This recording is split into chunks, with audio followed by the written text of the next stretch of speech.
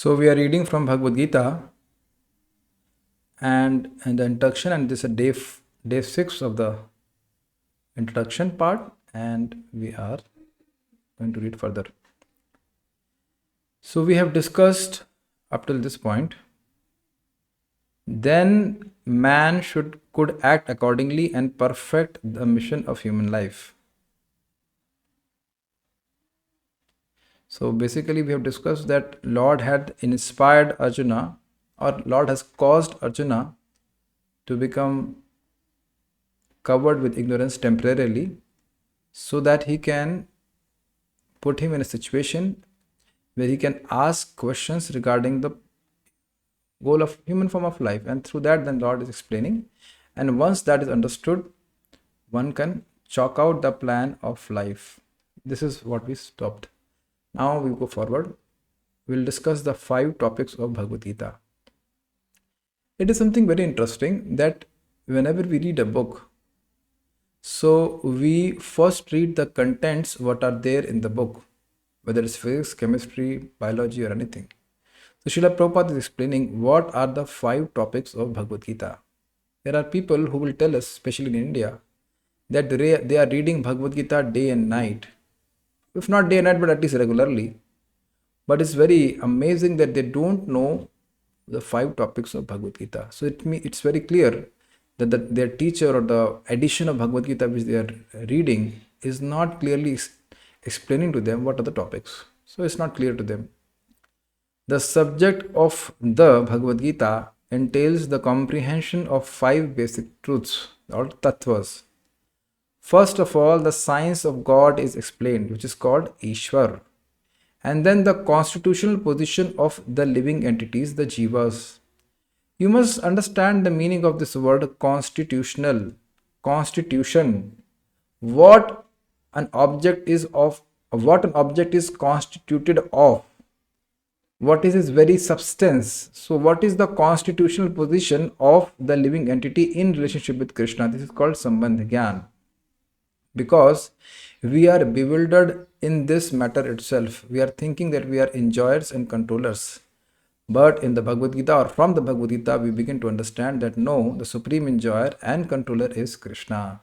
So this is second topic, which is called Ishwar. Then there is, jivas. There is Ishwar, which means the controller, and there are jivas, the living entities which are controlled. If a living entity says that he is not controlled, but that he is free, then he is insane. Now, insane means pagal. Pagal means lunatic. He has no sense, because every moment we are being controlled by our body and mind.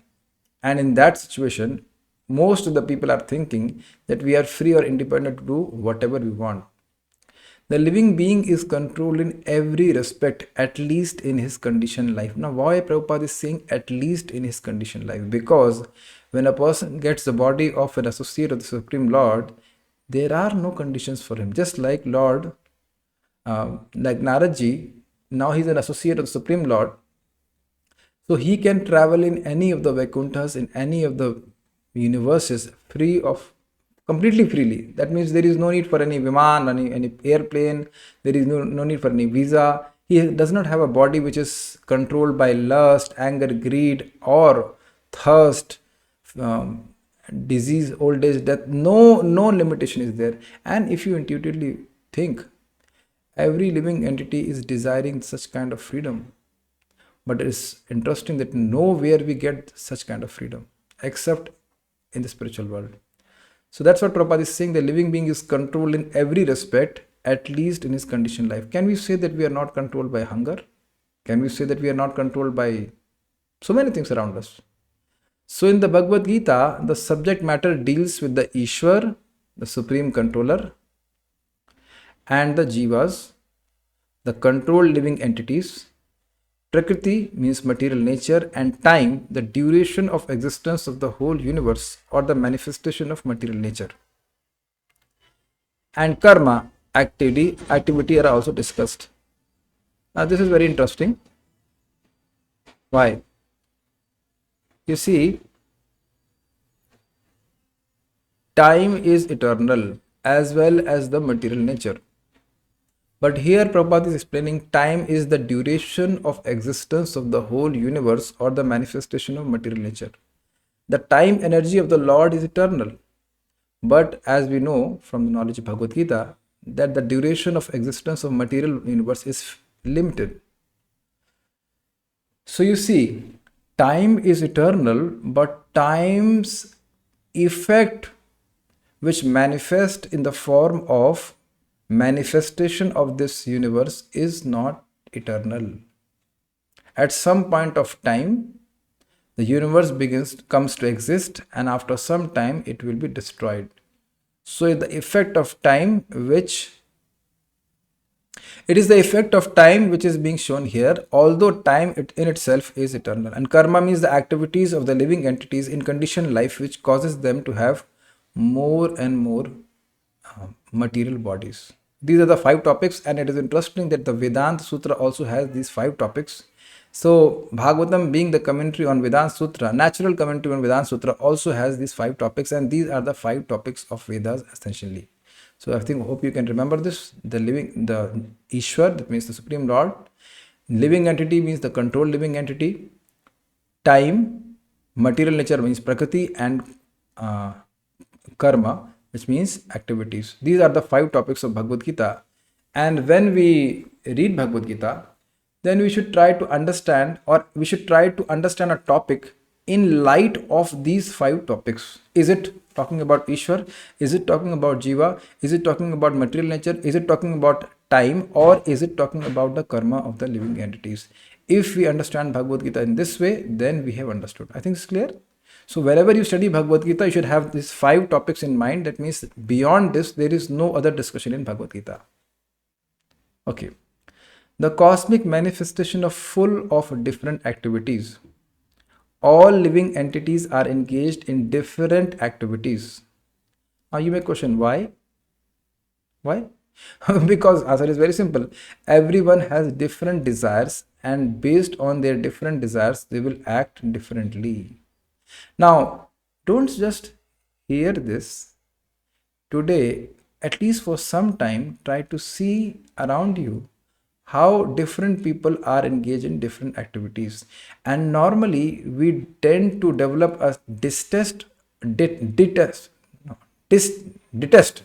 attitude, or a, an appreciative attitude towards people. Oh, he's so nice. He's so bad. But try to see it from the perspective that this living entity has associated with the modes of material nature through his activities in his previous lifetimes. Now he has this kind of desire. Because of that desire, he's engaged in this kind of activity. This is very nice, because in that way, it helps us to develop a sambhavana. Sambhavana means a sense of equanimity. It's not that people are in control of their activities, because they are not in control of their desires. Are you following this? Many people say that I have to do this, but if you actually analyze impartially, they don't have to do that thing. They are forced by their karma, which forces a specific desire in their heart to act in a specific manner. I hope this is very clear. So that's why Prabhupada is explaining that this whole world is full of different activities. It is very, very nice. As we advance in Krishna consciousness, we must realize that okay, I may have a specific taste for a specific activity in bhakti, but does not mean if there are other devotees who have taste for different activity of bhakti, that they are in any way less than me. ये समझ में आई बात? I may like to discuss Bhagavad Gita. Now, at the same time, a devotee may like to serve the deities. There are different activities, but the object is Krishna, so it's okay. Okay. From Bhagavad Gita, we must learn what God is, because people have a misconception that God is formless, but God is not formless. You will see, once you study Bhagavad Gita nicely, after that, if you study any scripture, you will be able to appreciate the proper understanding which is given in the scriptures. In other scriptures also, sometimes the Lord will be explained as formless. But once you understand Bhagavad Gita properly through Srila Prabhupada, then you will understand formless does not mean formless. Formless means a transcendental form, which is absence of material form. Are you able to follow this? So once we understand the Siddhant through Bhagavad Gita very clearly, then any other literature you read, either if you read Ramayana or anywhere, I'm not naming any literature, I'm saying any literature you will read, once you are grounded in proper understanding of these five tattvas, you will be able to understand the concepts very properly and clearly. You should remember this, unless a person understands the truth or the Siddhant properly, he won't be able to understand the Leela properly. Never ever. So you have to understand this. We must learn what God is, what the living entities are, what Prakriti is, what the cosmic manifestation is, how it is controlled by time, and what the activities of the living entities are. Now, why I have highlighted this? You see, we are chanting Hare Krishna. So you must remember, only when a person chants with Sambandh Gyan and offenselessly will he get love of God. I am repeating again. Srila Bhakti Siddhanta Saraswati Thakur ji has explained this. Only when a person chants with Sambandh Gyan and he chants offenselessly, then only he will get love of God.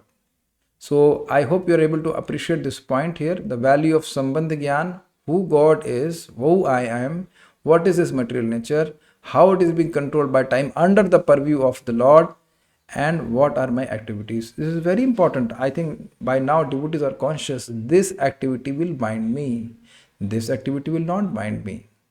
So this has to be understood, what is karma which is binding me and what is akarma which is not binding me. So like that, in this way a person, after getting knowledge from Bhagavad Gita, learns how to disentangle himself from the bondage of karma. So the five topics are listed again. Ishwar means the Supreme Lord, Jiva means the living entity, Prakriti means the material nature, Kal means time, and Karma means material activities. Don't think that in the spiritual world that there are no actions, but they are not the actions which will cause them to take material birth. Okay? Out of these five basic subject matters in Bhagavad Gita, it is established that the Supreme Godhead, or Krishna or Brahman or the Supreme Controller or Paramatma, you may use whatever name you like, is the greatest of all. The living beings are in quality like the Supreme Controller. For instance, the Lord has control over the universal affairs of material nature, as will be explained in the later chapters of Bhagavad Gita. Material nature is not independent. She is acting under the directions of the Supreme Lord. As Lord Krishna says, Maya dhakshena prakriti suyate sacharacharam. This material nature is working under my direction. When we see wonderful things happening in the cosmic nature, we should know that behind this cosmic manifestation, there is a controller. Nothing could be manifested without being controlled. It is childish not to consider the controller. For instance, a child may think that an automobile is quite wonderful to be able to run without a horse or other animal pulling it. But a sane man knows the nature of the automobile's engineering arrangement. He always knows that behind the machinery there is a man, a driver. Similarly, the Supreme Lord is the driver under whose direction everything is working. Now this is very nice. Srila Prabhupada is explaining the relationship of Lord with the material nature. Let us try to see this. Right now it's morning hours, so we can see how the sun is rising. We can see how the wind is blowing. We can see the rivers are moving. So there is a perfect arrangement. It's not that you are just standing on the bank of Ganga and suddenly the whole course of the river begins to turn towards you. It does not happen. It does not happen. So what Prabhupada is explaining here, the concept is seeing the unseen by seeing what is seen. I'll repeat. Seeing the unseen by seeing what is seen. What are we seeing? We are seeing a proper arrangement. We are seeing a proper management. We may sleep or we may wake up at wrong time, but sun never rises in the horizon at wrong time. It is predictable, rather it's very exact. Okay, so now if something is happening exactly at a proper time, it means there is some management. Do you agree with this? That's like I gave a notice for this class that I might be little late because I'm going to market for some vegetable purchase. So because I'm a conscious person, I'm not a robot. Then as I was purchasing vegetables, I was conscious. What is the time? What is the time I have to reach to the class? Is it not? Earlier we were having the class on a different Zoom ID. Now it's on a different Zoom ID. So this is an arrangement.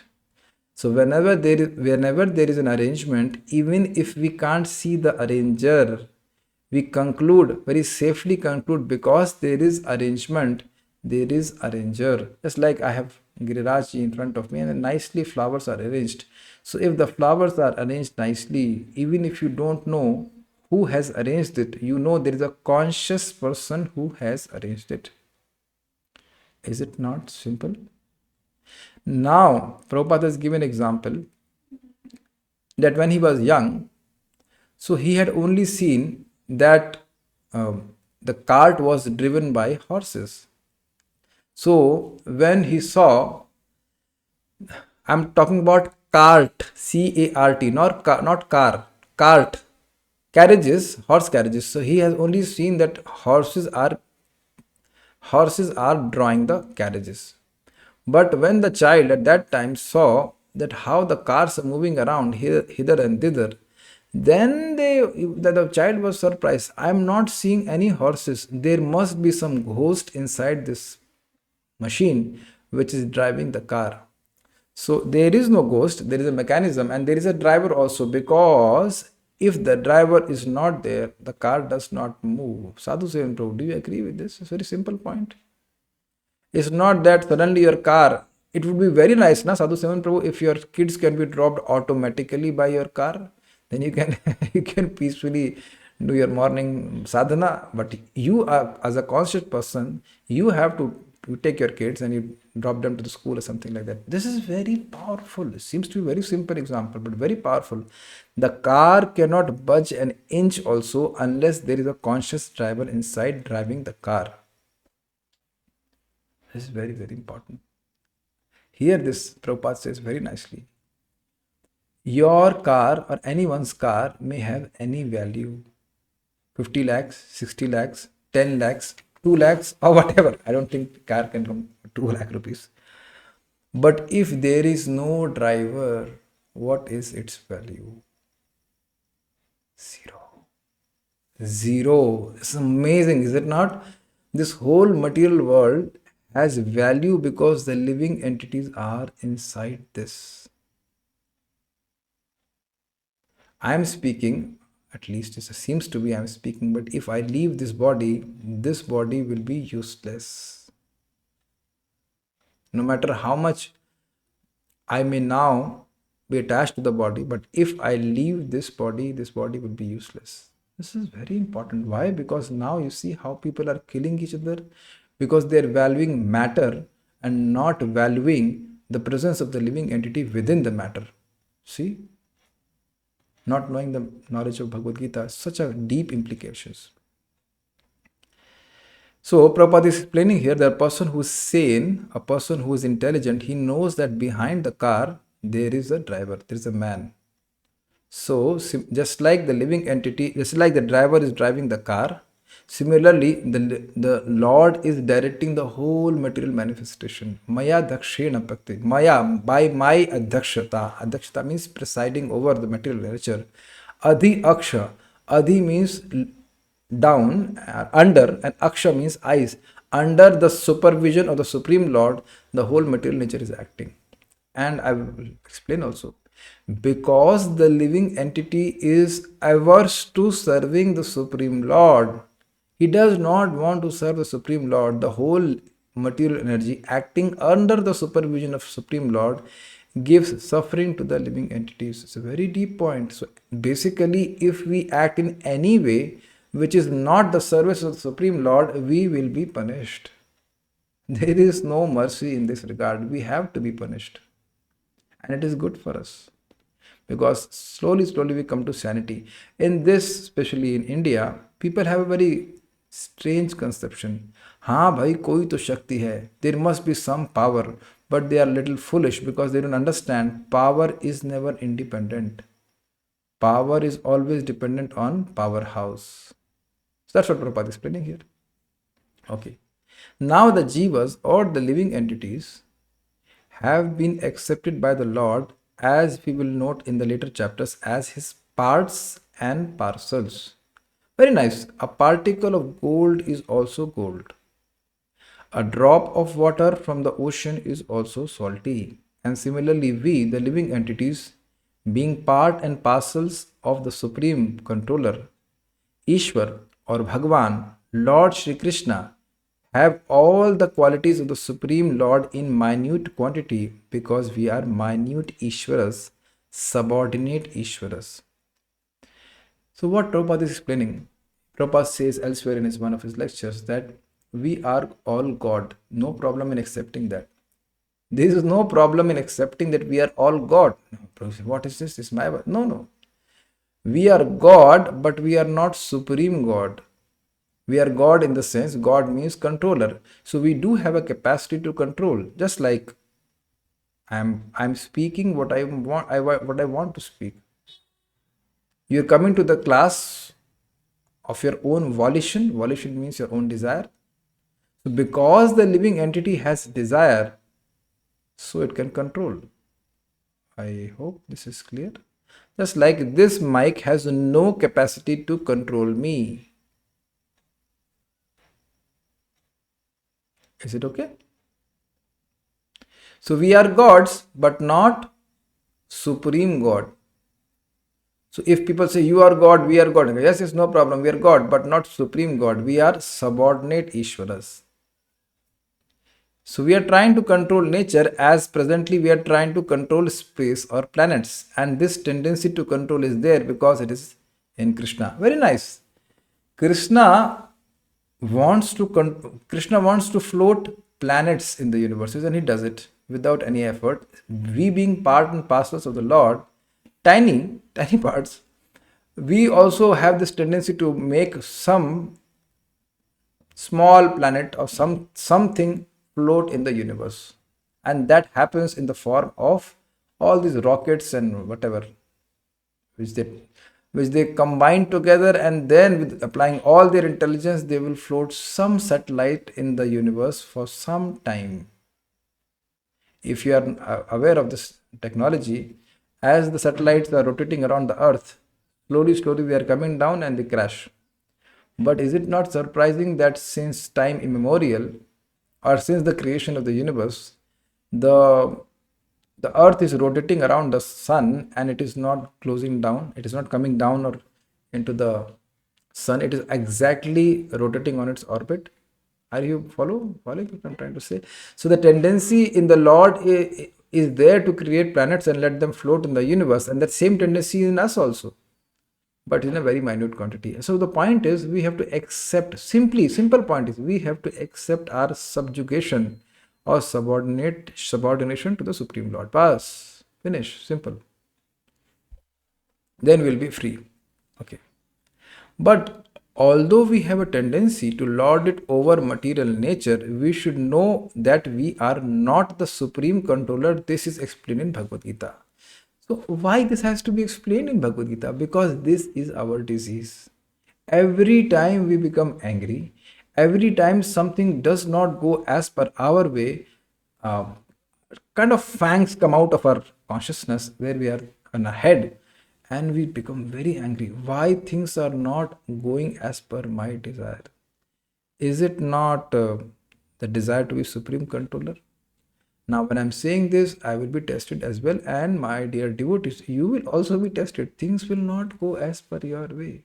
Never, when hardly ever. Rather, you should be surprised if things go as per your way. Like I will talk to the Prabhujis here. You might have on some day have expected today my wife or my sister or my whatever mother will cook very nice food for me, and she was cooking with a proper intention also, and things don't come out proper, maybe not in time, or you go to some place for traveling. We don't do that as much, but I'm just saying earlier, and just things don't turn out the way we want it. Learn to accept it, because this will happen more. And why it is happens more? To teach us that I am not the center of the universe. I am not the center of the universe. When devotees put it very nicely, this universe is a university. This universe is a university to teach us that we are not the center of the universe. I think everyone can relate with it because everyone will have this experience. People or things will not go as per our desires. I will say one more thing. Even if you are preaching Krishna consciousness, don't expect that whom you are preaching, they will listen to you. If they listen one sentence, I mean, if they agree, they become agreeable to be obedient, should be surprised. Hey, they listen one advice, and that's amazing. I'm not telling us a joke. I've learned it through experience. Earlier, I was becoming angry. Hey, sun kyun nahi raha? Why is not listening? But the reverse is true. If a person can listen even one advice, that's a very great thing, because the disease of the conditioned soul is to not listen anyone. He's thinking that I am the supreme controller. So this we are going to hear again and again and again, that we are not the supreme controller. The supreme controller is Krishna. Okay. So we discussed something about living entities. We discussed something about the Lord. Now we'll discuss what is material nature. This is also explained in Gita as inferior prakriti or inferior nature. Inferior, why? Because it is not conscious. It does not have a volition of its own.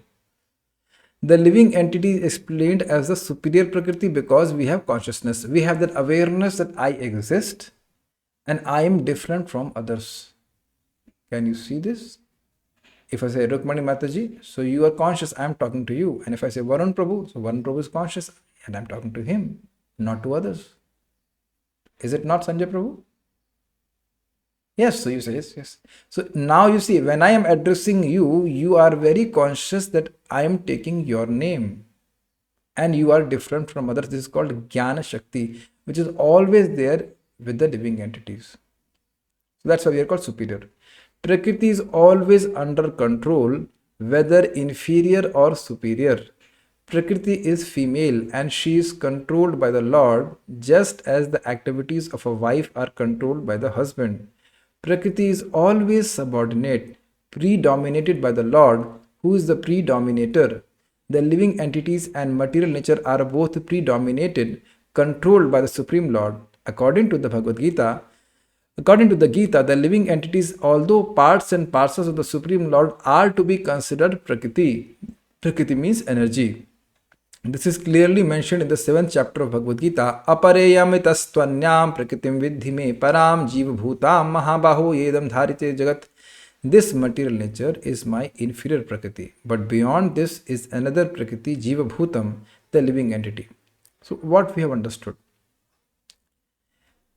See, in normal understanding, the husband is considered to be superior and the wife should be subordinate to the husband. Obviously, the husband has to be trained through the Vedic knowledge. He should be a follower of Vedas, not that he should not be a bogus person. But I'm saying in normal ideal situation, the husband should be a devotee of the Lord and the wife is subordinate to the husband, and that's natural for the wife.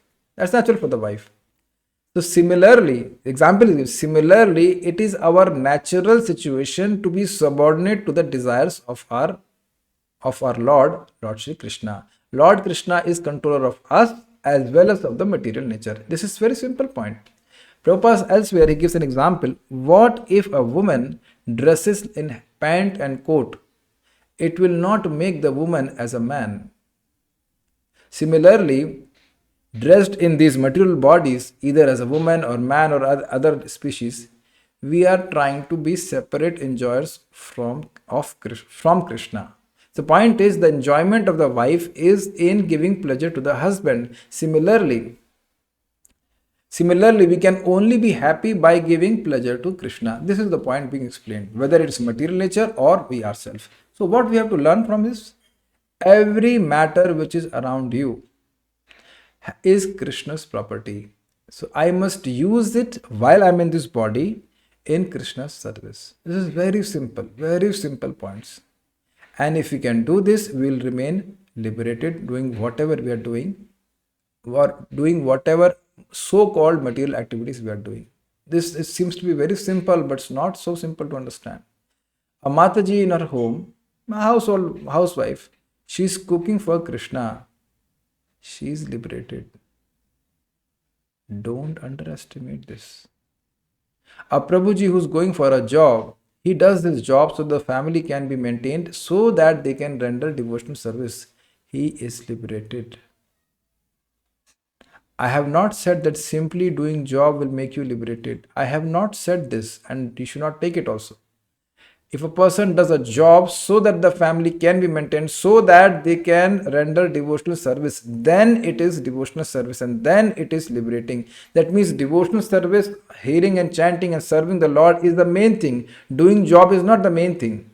Doing the job or anything is assisting that devotional service. This is very deep points to be understood. So, if this is understood, that my very existence is for the pleasure of the Lord, then a person becomes very easily liberated. He just has to learn from the spiritual master, from the devotees, how to spiritualize the activities which he does every day normally.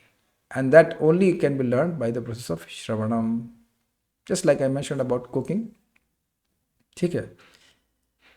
Material nature. Now, what is material nature? Material nature itself is constituted by three qualities: the mode of goodness, that means satogun; the mode of passion, that means rajagun; and the mode of ignorance, means tamagun. Above these modes, there is eternal time, and by a combination of these modes of nature and under the control and purview of eternal time, there are activities which are called karma. I'll explain again. Prabhupada explained there is eternal time. I explained you already that time energy is eternal, and under the control of time, all the manifestation of this universe begin to happen. So the modes of material nature are there, time is there, and time, I'll explain this. The living entity who are eternally conditioned in this material nature and material world, they have a desire to enjoy. So they remain dormant within Mahavishnu. So a particular time of comes when Lord wants to create. So, so the pradhan, the situation of the material nature, where mode of goodness, mode of passion, and mode of ignorance, they remain in equibalence. That is agitated with time energy of the Supreme Lord, which is the glance of the Supreme Lord, and the living entities are impregnated in that pradhan. So after that there is agitation, and then there are subsequent creations of various bodies, and depending on the desires or the previous desires of the living entities, they get different bodies and they begin to act as per their previous desires, which is called karma. Hopefully you are able to follow this. These activities are being carried out from time immemorial, and we are suffering or enjoying the fruits of our activities. We are suffering or enjoying the fruits of our activities, not someone else's activities. Amazing, no? Because we think that we are suffering because of him or because of her, but basically we are suffering because of our own activities. Very heavy. काहू न कोहू सुख दुख के दाता, निज कृत कर्म करे सब भ्राता.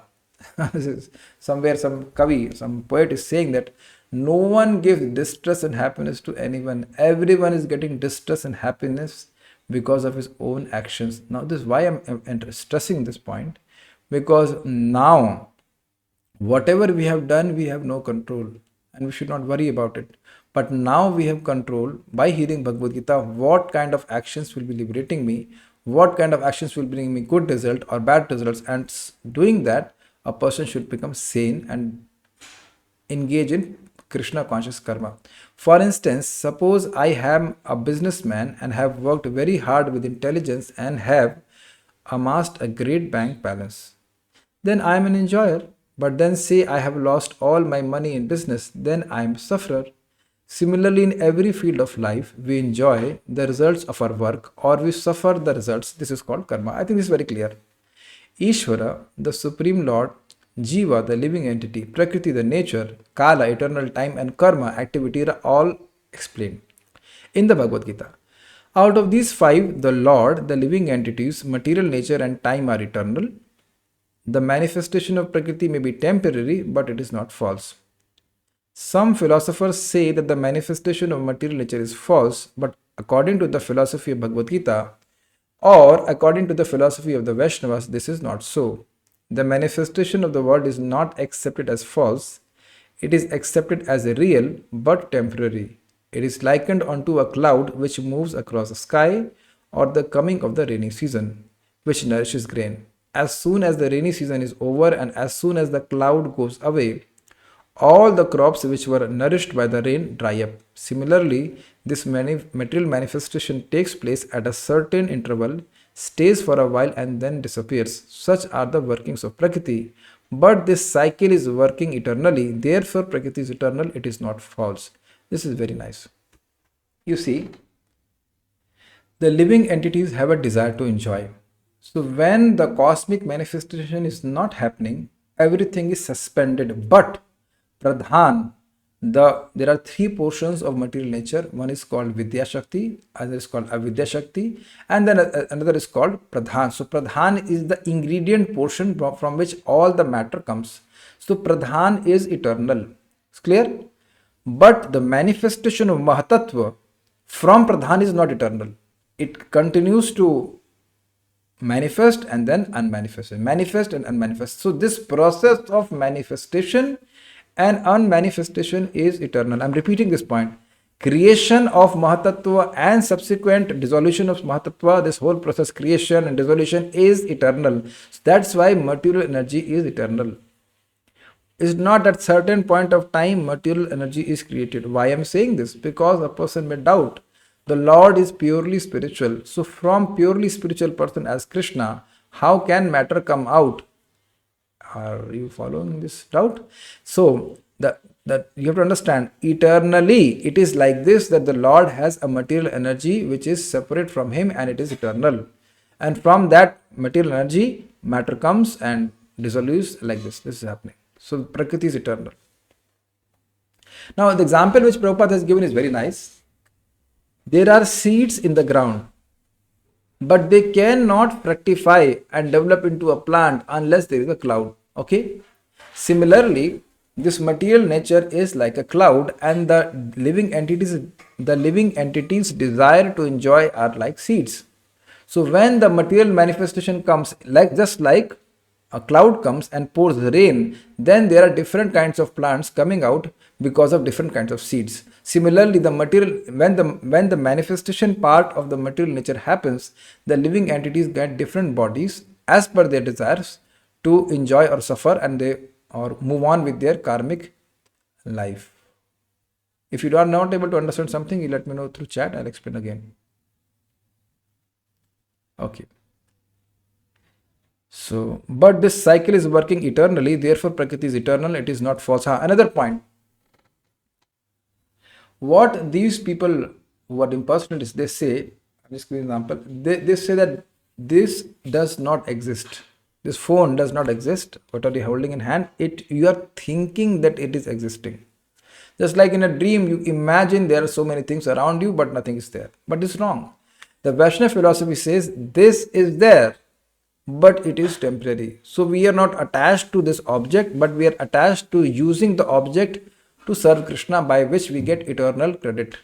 Just like this laptop is not eternal, what is mobile or this mic or anything, even my body is not eternal. But when we use these things for Krishna's service, that is eternal. But it is not that the object does not exist. Okay? The Lord refers to this as my Prakriti, not anyone's else Prakriti. This material nature is the separated energy of the Supreme Lord, and similarly the living entities are also the energy of the Supreme Lord, although they are not separated but eternally related. This is interesting. What does this mean? Srila Prabhupada explains that very, very clearly. He says that I am speaking and this lecture is getting recorded. Prabhupada explains. So this lecture can be played separately from me somewhere else, and it will appear that I am speaking, but actually I am not there. Are you able to follow this example of Srila Prabhupada? Similarly, The Lord is separated from this material nature by his desire. The whole material manifestation is moving, but it's not that this material nature is itself in the Lord. It is the energy of the Lord, but it's not that the Lord is matter. It's first point. Second, okay, can you feel a relationship between you and me? A sense of relationship? We are friends or teacher, student, whatever. Can you feel that there is no relationship between you and the objects around you? Is it sinking in? They are around you, but they don't have a sense of belongingness towards you or towards me. This mic does not care a damn about me, what I speak or don't speak, nothing. Can you see, can you sense the sense of separation here? I cannot have a relationship with this mic. So Prabhupada is saying these two energies are there, material energy and the spiritual energy. That means the living entities. The living entities are eternally related. That means even in conditioned life, we have a relationship with Krishna. It's not that somebody will tell us our relationship. Our relationship is already there. It has just to be revived by the process of bhakti. That's what Prabhupada says. Suppose the battery of your car is little down. So sometimes you push the car. It's not that you have to constantly push the car and only then the car will run. After a while, the car runs automatically. Similarly, we are all eternally related to the Lord. By the process of bhakti, this relationship can be revived. But if I ask you, what is the eternal relationship of this mic with the Lord? Nah, it's not there. Obviously, it is as matter and it's energy of the Lord, but Lord cannot have a relationship in a sense of relationship with this matter. That's why the word separated is used here. So the Lord, the living entity, material nature and time are all interrelated and are all eternal. However, the other item, karma, is not eternal. Why it is not eternal? Because by rendering service to Krishna, karma gets destroyed. The effects of karma may be very old indeed. We are suffering or enjoying the results of our activities from time immemorial, but we can change the results of our karma or our activities, and this change depends on the perfection of our knowledge. So what does Prabhupada says here? Very nice. Something which is eternal cannot be changed. Got it? Something which is changing cannot be eternal. Okay? So Lord is eternal, He is not changing. The living entity is not changing. The material nature is not changing, although it is manifesting and unmanifesting the world, but the material energy in itself is not changing, and time is also not changing. So that's why they are eternal. But karma is changing. Karma is changing. In itself, karma also changes. We enjoy and that karma get finished. Then we create further karma and then we enjoy or suffer and that karma get finished.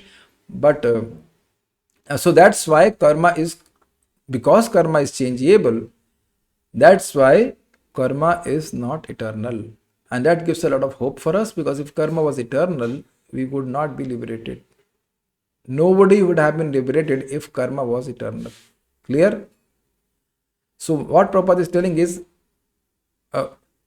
change depends on the perfection of our knowledge.